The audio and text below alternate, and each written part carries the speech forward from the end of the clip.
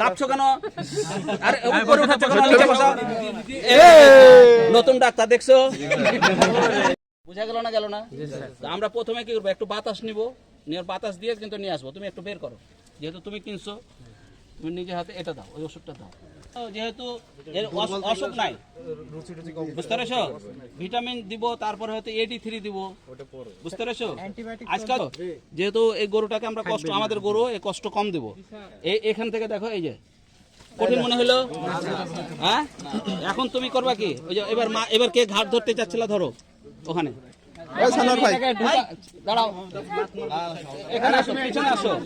পিছনে এসে কি করবা, ওটা ঢুকাবা, ঢুকে প্যাঁচ দিবা, দিতে পারবা?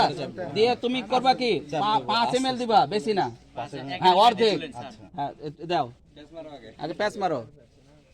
ছাড়বা না কিন্তু ওটা, যদি লাফালাফি করে। এই যে লাথি মারছে কিন্তু ছাড়বা না, দাঁড়াও।